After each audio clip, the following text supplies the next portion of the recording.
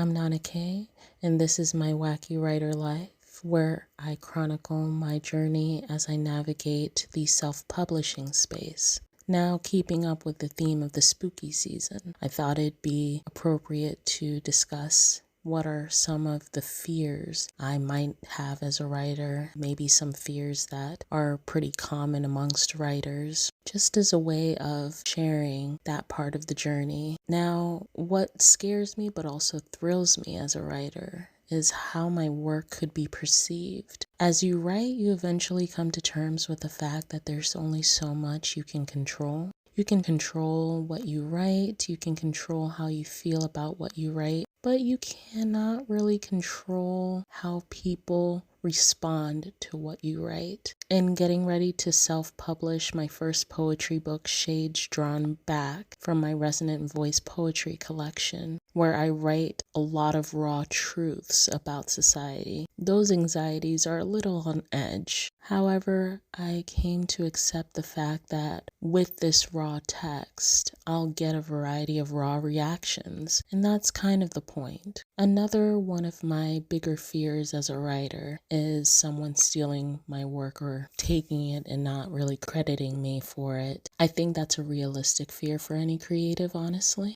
I know how much effort it takes to create something from the ground up and breathe life into it, so I try to do right personally by giving credit where credit is due anytime I jump into the creative minefield. One of the main drivers of why I decided to publish Shades Drawn Back, even though many if not all of those poems in it can be read in the style of spoken word or slam poetry, is because I thought I had a better chance of maintaining the copyrights of the work. Plus, I've always wanted to publish books anyway, so it really worked out. But because of that fear, I've read so much about copyrights and trademarks to fill a mini library. Even with these fears, though, I believe they push me and honestly any creative all the more to be better. Like it pushes me to be a better writer and want to push to publish books that give the reader something to feel and something to think about.